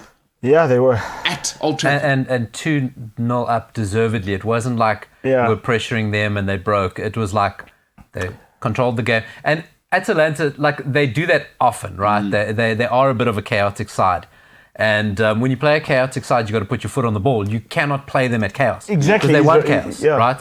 But United are chaos. And okay, sorry, finish. No, and that was my point. Finish. You cannot fall into that trap because that's exactly what they want you to do. And you just see United doing it times that we fall into the other team's trap. But do you know who changed that game? It's when Paul Pogba came on. That thing started to... Can I give some credit where it's due, to be honest? Listen, the dude must have thought he's giving his last half-time team talk. Solskjaer went into that changing room going, this may be the last one I give. It's the last dance. I don't know what he said in there. I don't know what he showed. I don't know what it was, right? Maybe the players just heard him crying for 15 minutes. I'm good enough. And they're like, guys, that's pathetic. Okay, maybe he was crying in the toilet for 15 minutes. Whatever it was, credit where it's due. He changed the game. Sancho, Pogba, he really did do something that got a reaction. And we're quick to slate him. But whatever happened at halftime, he read it with whatever it was. I have to give him, for the first time, going, okay, you influenced the game, well done. But listen, it's an interesting thing that you're saying there, right? Is let's use a real life example. I always go back to this example. Let's say you cheat on your girlfriend, right? And you're good for 6 months. Is that by that time when you say, like, even if you are on your best behavior, are you guys in that kind of feeling, where let's just say now you got to stay an hour longer at work and she's like, where are you? And now you Man United fans must be thinking, should we be happy about the comeback or that first half, which we feel like we've all... Do you understand what I'm saying? Yeah. So which one are you going more with? Do you understand what I'm saying? Someone summed it up like perfectly. They said, rival teams watching Man United win. So they put a photo of Kanye West like mean mugging, and then they're realizing Ole Gunnar Solskjaer is still manager. And then they smile. I was like, they don't know. It's like it's a catch-22. But like I said it last week that I'm willing to get. It's crazy. I think I always come around to a manager just before he's about to get sacked. So maybe that's a sign. I'm willing to give him some credit because, like we said last week, is that you don't say no to Ronaldo. Now, Solskjaer would have been preparing this team for one way of playing, right? This is it. These are the signings I have. You could see what he was trying to do, okay? The first problem he has is that Sancho's best position is on the right, where the most informed player is playing, right? So now he has to readjust. And then Ronaldo's not going to press. He's not going to play high energy. He's not going to interchange in the front three. He's not going to dip off for others. He's not going to do that. So you got to figure it out, right? And I think Solskjaer is slowly doing that because we also said someone's going to get dropped. He has to sacrifice someone. You cannot carry Ronaldo not tracking, Pogba not tracking, and Greenwood not tracking. Let's be honest about Greenwood doesn't track back. Once you had Sancho on and you had that working back, all of a sudden the dynamic was different. And I think he's finding this because Rashford's coming in nicely, nice and fresh. I think Sancho on the right. And I think it will start working. But someone has to go. He's trying to fit everyone in. But did you see? But Ronaldo did track back. Did you see? Because they said the thought of... he's not. No, wait. No, but I'll show you the video after this. The fact that you have to show me a clip lets me know. Listen. There's one video. But they said because it was the thought of Europa League football that made him track back. He said, no ways. He said, I don't come too far for me to go play Europa. And listen, that's a good point on the dropping back. Again, what I don't understand is, sorry, the king of Man United is Bruno Fernandes. I love Cristiano Ronaldo. Yes, everything. Stop making him drop back. That's it. Well, did you see the pass that he gave to Rashford? No, but he's the best player. He He's the best will, player by though. a You mile. see, that's Bruno Fernandes, like Rooney before him. Yeah. That's the responsibility. They want to do everything, right? That's not your problem. But it's the thing, you cannot carry three. What we got? No, carry on, Paul. We cannot carry three players Glory not working balls. back, right? And Greenwood, sorry, guy, you've got to get back. And once you saw Sancho dropping back, suddenly Wan-Bissaka's not exposed. Suddenly our midfielders aren't being pulled wide. Yeah. Suddenly they can't flood the middle. It's one simple change. It matters at that level. You know But that's this. the level. And you see it all the time. Wan-Bissaka's overexposed. Midfielder goes across, flood the rest. It's all happening there. And suddenly you just have one person, don't overexpose him, and suddenly it's tight. But that's the call. Big players need to sit bench. Ole Gunnar Solskjaer, you're going to be tested. Mbulelo Gavin on the YouTube comments, by the way. On YouTube, you can go and vote in the La Liga battle. Go and see. We've put up a poll there. The guys have put up a poll. Whether you think, Real Madrid or Barcelona, as everyone would say, are going to win. But Mbulelo Gavin in the comments says, there is a muti called Mpunyu Mpunyu. Punyuga. Who is this guy? Punyuga Bumpet. It lets you get away with things that's what Ollie's using. You got it from Jacob Zuma. Punyuga Bampete. Punyuga is when something slips by. Slips through your fingertips. Yeah, that's incredible. Punyuga Bumpet. How do you directly translate that? There is no, he slipped through. They've possessed him or they are holding You him. had him, but you don't have him anymore. Yeah. Do you know? Oh, Ole Gunnar Solskjaer. shucks, man. Yeah, it's because it's a tough one. But I hear you guys, and I'll tell you what. Let me ask a man who took his mum for dinner, or his mum probably took him for dinner. He didn't pay. No way. It was a non-starter. But okay, I don't want to go over old ground that we've covered before. She shouldn't expect him to pay once while she's here. James, you support Liverpool Football Club, and is this still a big game for you? Are you thinking like, yes, we're playing Man United, or are you thinking to yourself, all right, let's keep it moving. We want to win our Champions League group. Where's your head at here, Jimbo? It's actually really hard to say because he's lying. It is tough, eh? No, for real. No, he's lying. Like, I want to be honest. I don't think of Man United anymore. Like when Chelsea play United, I'm like... You're lying as well. No. You are lying as well. Why would I be lying? You are lying. It's been 9 years you haven't won the league title. Yeah, but dude, I finished twice above you. Come on, man. Come on, then I've got more league titles than... Come on, we still the... Come on. You keep quiet. You I am Chelsea. not thinking... No. Let me tell you honestly. Man. I think like Man these City guys, and I think Liverpool. Those are the big ones for me. Yeah. Like, Man United is a big game because they're going to put it on SuperSport and obviously the British are going to try and sell it to us. But I'm like, no. Okay, maybe not you, but Liverpool guys mustn't front. Well, James, that's why I'm asking James. Well, so what are you thinking, Jimbo, this weekend? Sadio Mane. What's Sadio Mane doing? Coach, I'm not even coming on Thursday and Friday. I'll see you at the game. These guys are terrible. I mean, Wan-Bissaka, he couldn't cross a rope. Forget about a football. Plus, I mean, he can't drive to the game, or somebody will have to pick him up in Uber because he actually doesn't have a driver's license. Or, well, what do you think the team talk is with Jurgen? Well, like, you think Mo Salah is just coming there like, Coach, I got a special prayer this Friday. I'm not even going to bother because you know what I'm going to do. I'm going to pitch up on Sunday. Plus, Mo Salah's playing on the right. Look how fat that guy is. Luke Shaw. I'm going to be done with him. On. Coach, maybe take me off at half time. We've got Champions League. Well, what do you think the talk is? So here's the thing, right?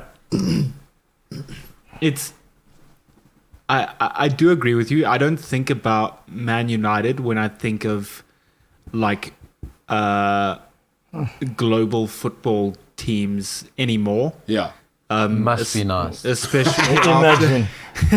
James, don't let these sulking sods. Let James Don't let these sulking sods derail you. You're thinking about Liverpool, PSG, Chelsea. The guys that are winning Champions Leagues and being in the big time. Yeah, I hear you.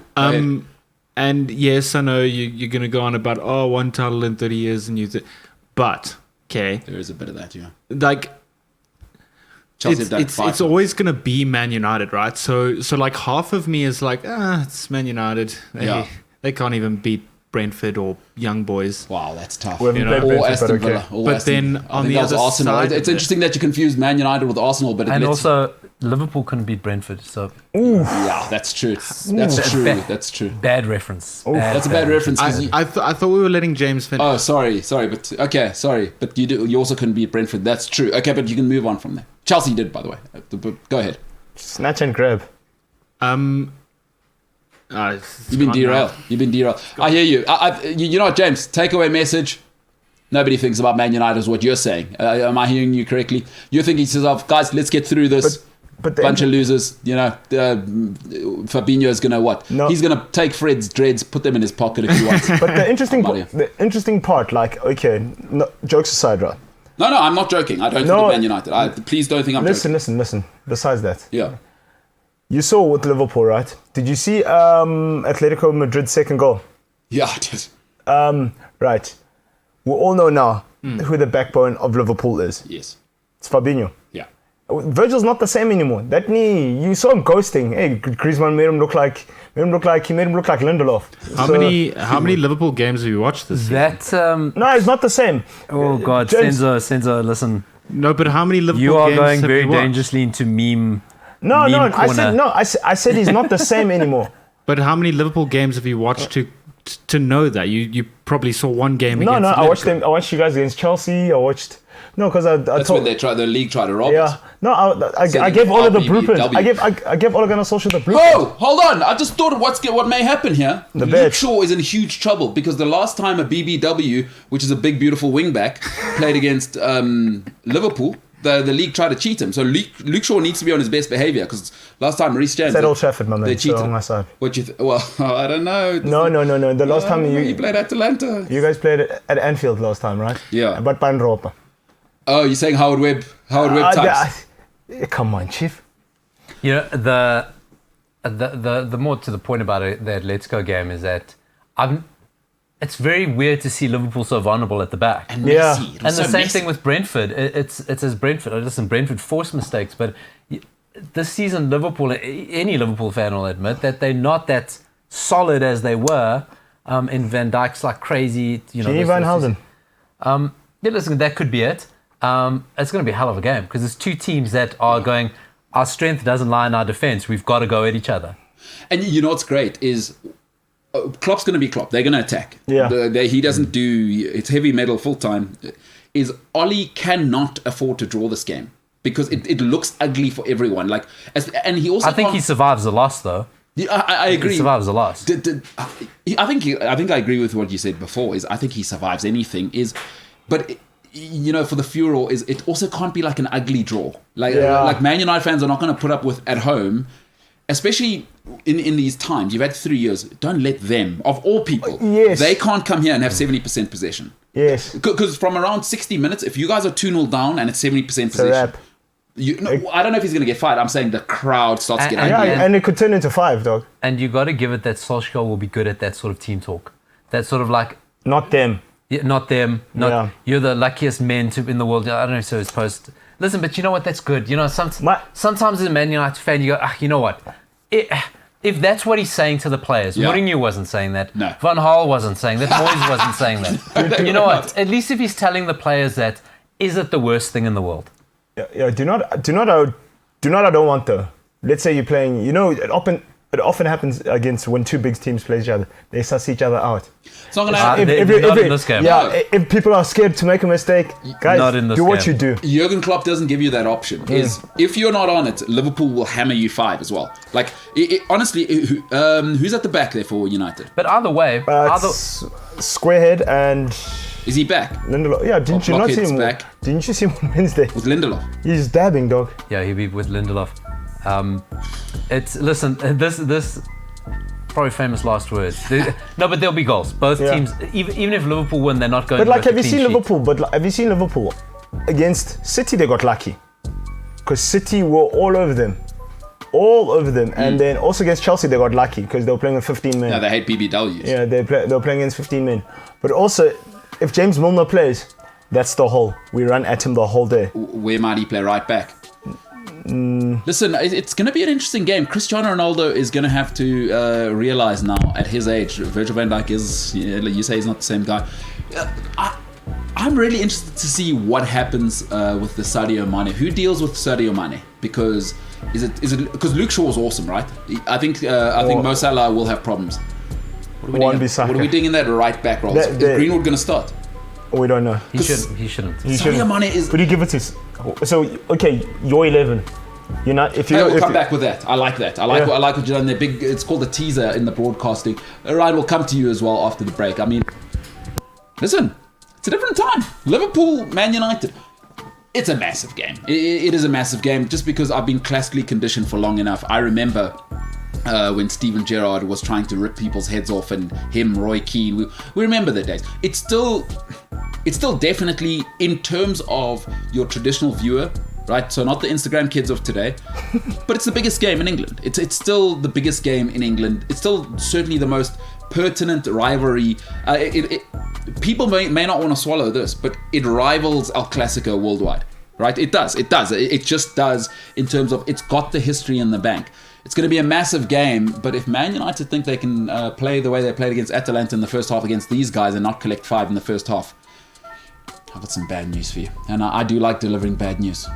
But James says, don't worry about it. Sadio Mane is going to pitch up a new haircut, even though his hairline is playing at centre back basically now. He should just let it go like LeBron James. His hairline's a libero. The libero hairline. it moves just over here. It's the Beckenbauer of hairlines. The MKT Show. See you on the other side.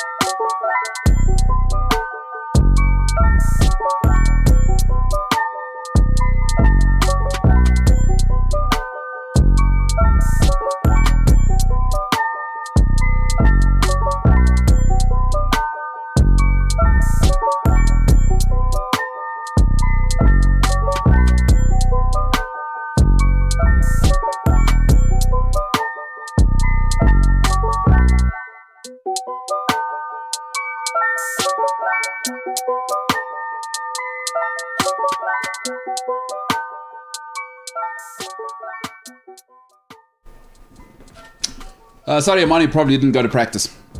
It's a different time. There's no point. They didn't though, both of them, because they're both Muslim. Yeah, Probably went to madrasa. Different mosques as well. You want to be the superstar in your mosque, you know what I mean? There's no way Sadio Mane, like the first thing he did when he arrived, right? Like, you want to be the superstar? No. Hey, got there. Pogba's here. Forget it. My mosque. No. I'm not. At my mosque. Especially in Liverpool. It's probably 20, 30 mosques. You know what I mean? No way. Not doing it. I saw that Salah guy there. They cut his hair and probably put it on the door. He's super famous and incredible at the moment. Lefika Morobe says, MKT and Senzo, I thought we'd agreed to be respectful in discussions about our respective teams, but you've clearly failed to honour that agreement. I see you guys. Well, I'm not respectful of Man United, not because I'm disrespectful as a person. I'm biased to data. I don't respect Liverpool at all. Like, Scousers. There you have it, James. Oh, no, please. Respect us. Oh, no. Please. He's doing that thing where he does Please I love the confidence, eh? Passive aggressive. I love the confidence. Now, will he meme himself should Cristiano Ronaldo have a Cristiano Ronaldo day and you guys win 4-0? Also, there's a wager on this game. Yeah, there is a wager. Let's not forget about Ryan, that. Good. Thanks for reminding us. Yeah, but what were you going to say, Paolo? No, so James sits there in his little gilded glass box of sin. And throw stones. Him and Ryan, and they think because they're in control of the Adobe accounts, they're the only ones who can get to Photoshop and After Effects. Yes. I'll pay people, guys. Yeah. I have memes. Yeah. I'll pay people for my own memes. I have memes. I have memes for memes. I beg you to meme me. Yeah. I do. I want to be memed. I do. You want to be a meme? Paolo. I do. But then you got to do something meme worthy, and I think a little bit of that girl voice that you just did, their little child voice, which is actually being quite derogatory of Senzo and everything Man United is. Paolo. Wowzers. Will you be meme, James? Will you meme yourself? We don't know. So, James, when are you turning your phone off? At 2-0 with 85 minutes to go? 85 minutes The excuses already came, dude. The excuses already came. Well, what's his? Oh, no. I'm not going to see the first half. I said, okay, sure. Yeah, James. Can we give the reason? It's okay, bro. But hold on. What time is the Liverpool game? Hoppers 5. Hoppers 5 kickoff. Yes. Okay. Why won't you watch the He's game? at lunch with his mom. Well, let's let him answer. Let's hear it, James. I am at lunch with my mom. I'm sorry, my mom is in Joburg on the same weekend. No, you don't as have to be this sorry game. about that. Don't do that. You're not a victim. We're happy for you. That part we're happy about. Who's eating lunch at 5:30? That's what I was asking. What are you eating? A whole pig? We're not going to be in Joburg. It's quite a drive. You got to get there, have lunch, still chill, maybe have a few drinks, relax. So we're probably only going to leave there at like 5, Hoppers 5. I see what you're saying. I still have to get home, turn on my TV, do the things. Who's driving? I have no idea. I haven't thought that far yet. Because, I mean, you could just watch on your phone. If your mom's driving, like, Mom, nice to be with you, I'd watch on my phone. You know what I mean? This takes the fun out of it. What, watching it on his phone? No, if we beat the brakes off him, I didn't see it. No, I mean, he'll watch. You said you'll be home in time for the second half. Your mom's a very understanding lady. Exactly. Hey? Yeah. So there we go. So when do you turn your phone off, though, James? Oh, no, it's 3-0. Cristiano Ronaldo is actually Real Madrid Cristiano Ronaldo. Oh, it's so ugly because Virgil van Dijk's ACL is made of polystyrene now. And, Ronaldo's Ronaldo. He's an alien. Oh, no. 3-0. When do you turn your phone off? 65th minute? I would. It might not even come on. James hasn't even, he hasn't thought contemplated that scenario in his head. He's living so in La La Land. He doesn't, like a lot of Liverpool supporters now, they live it's nice. in this world of complete, bliss and dismiss of United. Which I don't blame them. Yeah. I would as well, and there were many years where we used to dismiss Liverpool. But we all did. It's United. It's United Liverpool. I think it's the only commentary. It's a game that doesn't make any sense. You know what it is people like James are absolutely incredible. Prisoners of the moment is... Prisoners of the moment. You know what's redonkulous is that Chelsea have won 5 titles in the time that Liverpool took to go from no titles to 1. And now, Liverpool fans, what they do is they skip over the part where they didn't win for 30 years and they tie together to now, which I love. I love it, by the way, because there was a whole time when a Scottish guy on his own has done... But it also doesn't matter because they won all those Did they tell you of Arsenal? European Cups. When you couldn't watch it on TV. No, and it trumps everything. So even though most of those European Cups were won when you were literally playing plumbers and bakers. And cobblers, Yes, it wasn't the Champions League. Yeah. And it wasn't designed to keep out rabble. But then... It was a knockout tournament. Here we go. If those weren't actually trophies or we were playing plumbers, why do they still count in the history of the FA? European Cups. Either or. Why do they still count? No. I mean, James, they count, but everything's about context. You know, if I say the technology of the Wright brothers is the greatest moment in technology ever, it's ridiculous because a guy called Steve Jobs gave me the iPhone. They're both technology. You know what I mean? It's like it is slightly more. It is slightly more impressive, don't you think, that Steve Jobs, in a market where we're globalized and now Iranian and Chinese scientists can also work at the same time, he still gave us the iPhone in a time when the Wright brothers, most people were trying to survive scurvy. For 12 seconds. You know? They took slightly more impressive in this market. So, because I also realize the irony, United also won one in that, but I'm prepared to take it away as well on that basis. Sure. And then it's 2-2 then. Then it's ugly. Speaking of the phone, Senzo still hasn't got his phone. How long have you been sitting on that one, right? A bit. Yeah. And he probably won't have it until Monday morning. No, maybe even further. I mean, at this stage, he's capable of anything. It's been 3 months with no phone. Do you know, the thing is, do you know what I like? Ryan, I'll sign you an autograph afterwards. He either thinks about me or Man United. I love you, Ryan. Don't worry. I'll pat you on the head when you come out. Can I tell you why he thinks about you and Man United? Let's hear it. I'm going to tell you because it takes about 0.35 seconds to say one word or one phrase and wind you up completely, and then he's it's on a hair the trigger. whole thing. Yeah, you're saying he's on a hair trigger. Yeah, I like how you're speaking for Ryan, like a grown man with a voice. So you don't think we plan half of the stuff we say to you? So do you guys come as a You package? can't plan anything. You guys, one thing's water that cleanses your body and is pure. So do you guys come as a package, like milk, tart, and carbs? You can't have one without the other kind of thing. You and Ryan. No, it's a little more fun when Senzo's in the equation. It makes this hot room a lot of fun. He moves the needle. Senzo, I think what they're saying is you move the needle. You know, ratings are ratings, and you guys are being professionals because you know how to get the best out of Senzo in terms of for content. He knows how to get the best out of you guys, and I think you guys have a nice little threesome going there. Imagine. Hopefully it doesn't get sexual. Do you know what the funny thing was? When I said, or hopefully it does for you guys. You look like a vanilla Oreo. Yeah, no, that's it. Hey, hell no. Hell no. Would you in that situation, is Senzo the smallest spoon? Because it would go big spoon, small spoon, smallest It's spoon. like a Deb's Do you know what's been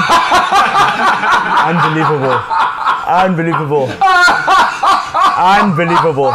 Guys, let's just shut this thing down. No, wait, Senzo, I just want to also point out we had a poll yesterday about United. Is it a club? I forget the. Yes, we did have a poll. Go ahead, right? These are people that learn things, but they forget. We're asking about United, and basically 71% of people suggested that it is Ronaldo FC. It's run by Ronaldo, and that's the vote. Ryan's talking about, is Manchester United officially Ronaldo FC? 71% said yes.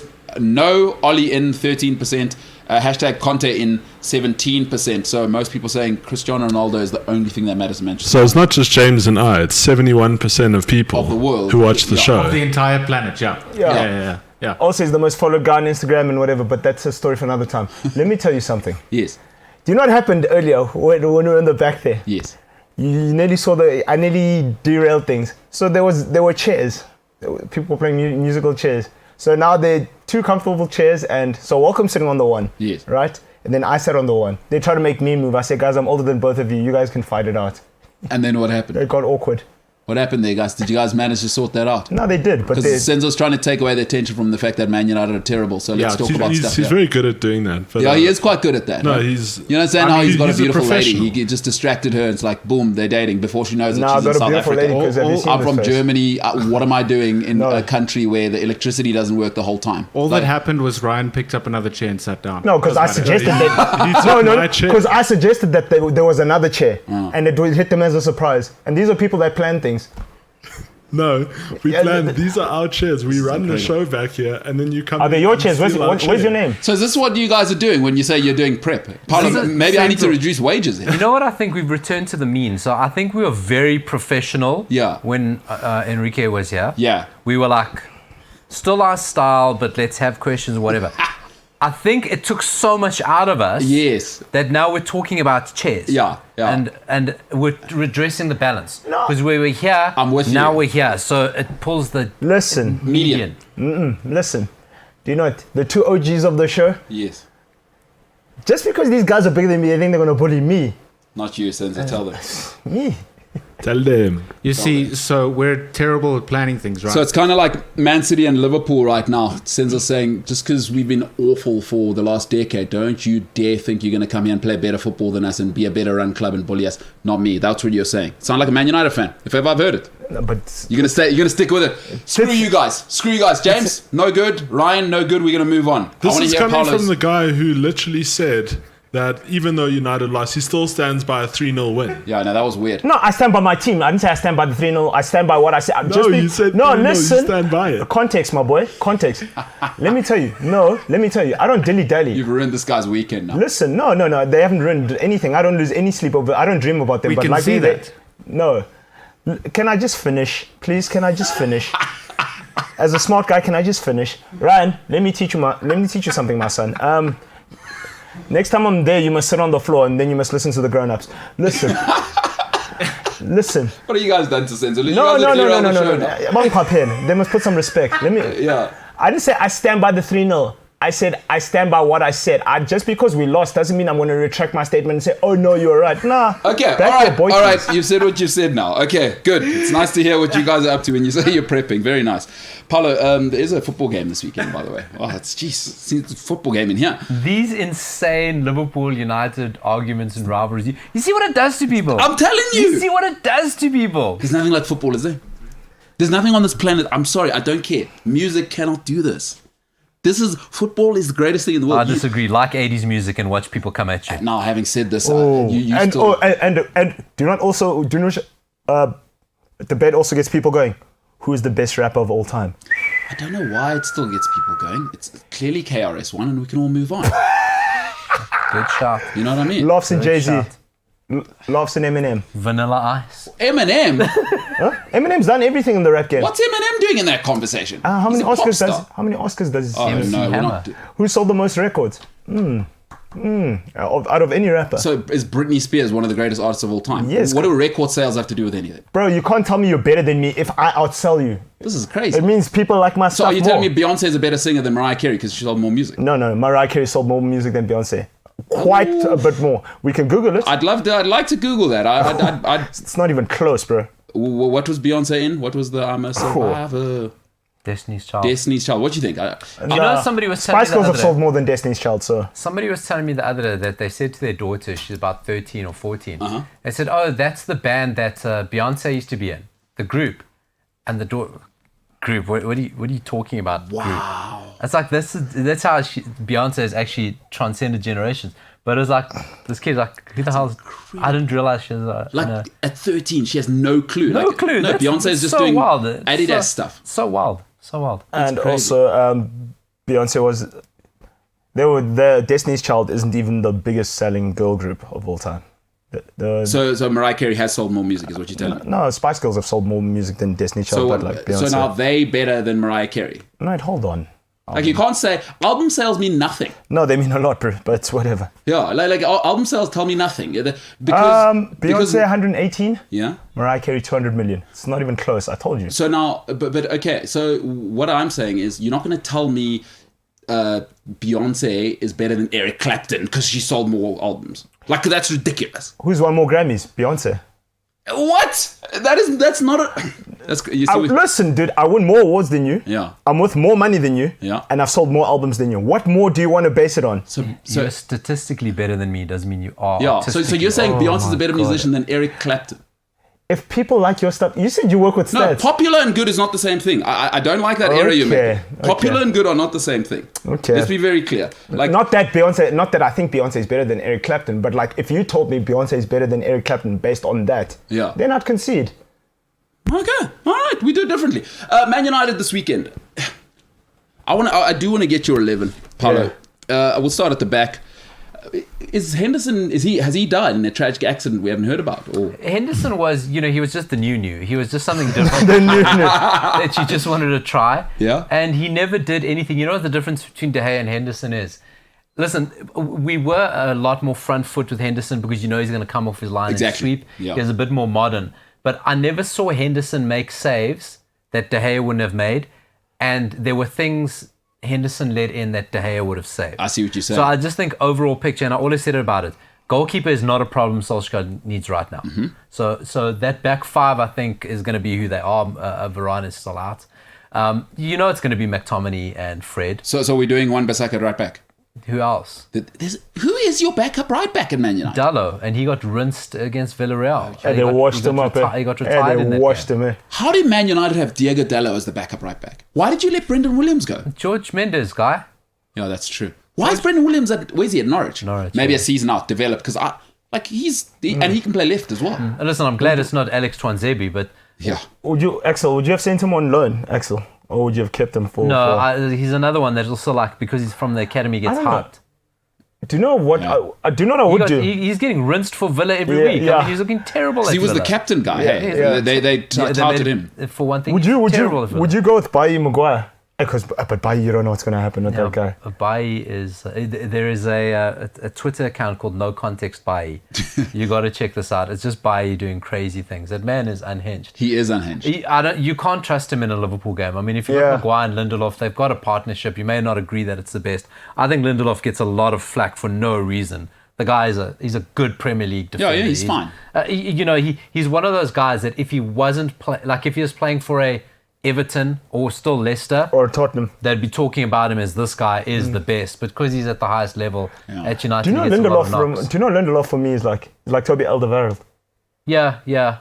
Same cloth. Fine. Same sort of they're thing. Both fine. So I think they're fine. Wan-Bissaka, I think you saw what happened to Shaw when he had a replacement signed. Yes. And I think Wan-Bissaka needs that. It cannot be healthy that at his age you've got no competition and no first touch. Well, but anyway, it is what it is. So I think that back four stays the same. Yeah. McTominay, Fred are going to play. It's going to be Bruno. I think he's going to go Pogba. Not Pogba, because that means he has to leave out Rashford. Rashford's in form. And kids have to be fed. Kids have to be fed. So, and you want guys who understand what this game means, because that's going to get you United's vibes. United's vibes and emotion. It is. And Ronaldo up front, and I do hope Sancho plays on the right. Whatever it is about Greenwood, and I know I'm going against what I said, I just think, yes, Greenwood probably guarantees you a goal a game. Yeah. But because of his lack of work, you're going to let 2 goals in. Well said. Sure. So he's -1 every game. You know what I mean? So he's not. You're scoring the goals because you never move out of your team. Here's an interesting one. If you're Ole, what is your 11 as a neutral? As a neutral, I would go. See, let me ask you a question before I give you my 11. What football are we trying to play? Because David De Gea, I can't handle a keeper in modern day football who can't pass it from the back. I agree with you. I 100% agree with you. And I think it's so negligent that he's just not a modern keeper. But it's crazy. Yeah. It is. It's madness. But I guess then my question becomes, as a United fan, Henry says, what's the plan when the game is a draw, memes all round? Yeah, that's a fair question. Good call. In terms of, so to give people on the podcast some context, Liverpool, Man United, James will wear a Manchester United shirt and Senzo will wear a Liverpool shirt. Is it for a week? How long, guys? Tuesday and Friday. And next week as well. I don't want to hear excuses about my washing, the lady who cleans my... Because both of you guys are very capable of excuses. I don't want to hear that nonsense. Don't give me nonsense. I fully expect... You know what? I don't want to talk about it next week. I just expect on Tuesday for one of you to be crying human tears on Tuesday and Friday. I think if it's a draw, and I think everybody involved in this will agree. Yes. Mbulelo gets memed. MKT. But that's not. Okay, I'll leave that to the. Yes. If it's a draw, MKT's not have to be memed. Yes. No, because I think everyone agrees. You know what? The gods must have their sacrifice, and I hear that. Yes. And I'm big enough to do it. Fair enough. You know what? Fair. Let's not fight everything. I think it's fair. The people have spoken. No. I've got a better one. No. I like that. No, and you know what? Because I don't like people that don't take it. No. Senzo, we're done with this. No, we're done with this. That is what happens if there's a draw. I'm going to give you De Gea madness that he can't play out at the back. Okay. Right? So, personally, I just want your guys' answers quick. What football is Ollie trying to play? Because I still don't know. Are you a long ball team? Are you a high tempo team? Are you trying to get... We're vibes. We're vibes team. Okay, then I have to play De Gea. Okay. Because he's a better shot stopper, and I'll tell you why. Okay, so I'll say De Gea keeper for me. Mm-hmm. Purely because I don't trust Aaron Wan-Bissaka. Everything's a slide tackle. And in football, if you're always slide tackling, it means you're out of position. Penalty already. And when you play against Sadio Mane, slide tackles bounces off those African legs. He's out of here. You cannot. Oh, he's gone, yeah. Sadio Mane, I mean, he's so wiry. And Salah's got that same thing. You see how many tackles bounce off both of those guys? Is Aaron Wan-Bissaka, you cannot, when the ball breaks down, be out of position against these guys. Not these two. And Bobby Firmino has come back with that revenge post. I couldn't make it. My teeth are great. Body. Like, that'll be a serious problem. So... Aaron Wan-Bissaka for me at right back, purely because Dallo, I can't do it. No.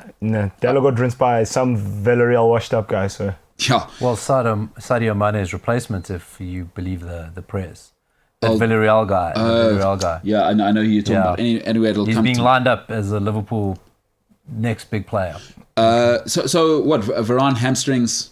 Yeah. You know why his hamstrings done? Because he's running too much. No, because he came in a terrible suit that wasn't tailored on the first day. And obviously his hamstring wasn't where it needed to be as he touched Old Trafford. And then obviously his legs got, is this what we're going to feel like when we play here? He came on, it's made of polystyrene. He's won a World Cup and everything in football. So it's got to be Lindelof. I mean, I'd go Lindelof. And Paulo, to your point, I think he's fine. But I need a little extra at Man United. I need you to... For next level. Lindelof or Maguire? No, just in general. If you're at Man United, I can't have you be fine. No. Whether 10 years ago or now. If you're at Man United, you know what the problem with Lindelof is? You have to look after him. Part of being a Manchester United player, and the great thing about Fergie is, think of players like John O'Shea and Park, is that they could look after themselves. For their lack of quality is, you're not going to mess with Park. Even for his energy and whatever, there's nastiness. John O'Shea, you think left back, right back, holding mid... But the thing is, you get in John O'Shea's face. Johnny Evans as well when he was Lindelof is brittle. Soft. He's brittle. It's soft. It's too soft for Man United. He's too soft for a man with sleeves. He's got two sleeves. Too soft. Tatted up. He's the trust fund kid who just his parents didn't understand him. That's it. Nicholas Bentner. Yeah, no, nobody's that. Lord Bentner. Yeah, I'd go. Obviously, the Mykonos jailbird would have to be the Cinder other guy. block. And then I'd go BBW at left back and Luke Shaw. And then for me, because of who I'm playing, I wouldn't play McFred, but although I think he's going to, I'd just play McTominay in there because I just don't think if you guys are 0-0 and it's ugly defensive stuff and they've got, I don't think the fans are going to tolerate that. It's going to get ugly now at 50 minutes and Mane is now hit the bar for the third time and it's still 0-0. Well, the team got booed off at half time. Because, they just also, even if you were 2-0 down, but Ronaldo had missed 3 chances, there was a slide tackle, we're on them, there's something, coming across the box, and we're 2-0 down. Football fans, Manchester is full of the smartest football fans in the world. They can see what they're watching. We can tolerate 2-0 down, bloody hell, great goals, but we need action. Has Bruno touched the ball in the box? We can live with that. How many key passes, Which is why, I'd almost swallow a scintillating loss. So I'd go McTominay by himself. I'd go Bruno. Bruno has to play for me. You have to play Pogba purely because you need a midfield threat from deep. I don't want... And also, to release that ball to release. Yeah, nobody's better at releasing Rashford than Pogba. That was going to be my point. I play Rashford because you need a threat. And if Liverpool have a weakness, it's Rashford. No, it's Trent Alexander-Arnold. Oh, and Rashford can get in there. And the only guy I think Bruno can do it, but I don't want Bruno sitting in the middle of the field. I want Bruno at the edge of the box because what does he do? He turns around the corner better than anybody in the Premier League right now. He does those final third things. I don't want Bruno running all day. You operate in the middle of the park. Bruno must be final third. And Rashford, there's that guy, Trent Alexander-Arnold, he's basically a right wing. Marcus, as soon as we get it back, as soon as Pogba you're on the edge of their box. Don't worry about building up play. You're on the edge of Liverpool's 18-yard because poor Pogba must find you and Trent doesn't drop. Trent doesn't drop. And Marcus Rashford's a handful. The feed the children thing is Marcus Rashford is a handful. Yeah. And I don't like it because now are you telling me Virgil's going to be able to babysit Rashford and Cristiano Ronaldo? No way. And the other guy, what's his name? The Cameroonian guy that... Matip, Joel. Matip. And then, Rashford can get at him. So there are 2 more spots in your team. And then I'd go, Ronaldo up front, and then it's got to be Sancho. You got to have a threat. You Man United. Greenwood can't for your reasons.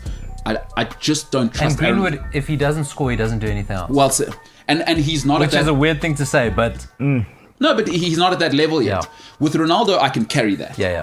Because Ronaldo makes the team 5% better just by putting a shirt on. Greenwood, for all of the Wunderkind things, everyone in Man United's team, if you think about them, they're all like, no, well, okay, we've seen that. We the G's. You know, it's a big personality team. Yeah.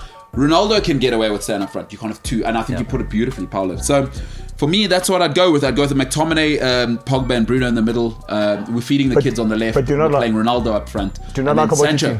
And you know what? For Sancho, it's time now, Paolo. Like, I'm not going to have... You're new in the league. At 75 million, these are the games we bought you for. We don't care that it's been a... We expect a Dortmund performance. But do not like about your team. You're brave. You're saying, okay. Yeah, it is brave. You're brave. You're saying, listen, here it's either I'm winning or it's a sensational 3-2 or 3-1. I think Ollie will get more forgiveness. If you lose 3-0 and you've been defensive, it's going to be murder. If you guys lose 3-1 and it's been that cut and thrust, fans will go, bloody hell, we gave it a go. And because almost the narrative is set to go, Liverpool are good. And we know how Liverpool's going to come out. As you said, you know Liverpool's going to come out. That's it. They are better than us, but hell, we gave them a go. Listen, this could be 3-0 either side or 3-all. It's going to be awesome. It's going to be a nuts game. I don't know what my mom's going to do while I'm watching football this weekend, by the way. If she thinks my mom's around, wait. I'm watching What does she normally do? All of those games. I don't know. Well, I don't know. I don't live with her. But now she's here. If she thinks I'm missing the football because she's here, absolutely not. You must take her to that church. You know that black people church? The one that starts at 8 in the morning. It drops at 5. No, I'll tell you, my mom says she doesn't go to black people church anymore. They don't know time. She's the nice thing about the white people is that if they say 11, it's 11. 11 and 12 down. She's back for her stories on the radio at 12. Does your mom still do it? No, she doesn't do... Of course! No, my mom doesn't... Your mom is the best. No, she's tired of black people churches. Started at 8, eat my whole morning. Nimdala. Ladies and gentlemen, the MKT Show. Paulo, great to have you. Senzo, great to have you in. I hope you guys have a great week. Listen, Festival of Football to Enrique. He says it's not Enrique, but I do like saying that. It sounds a little more Spanish.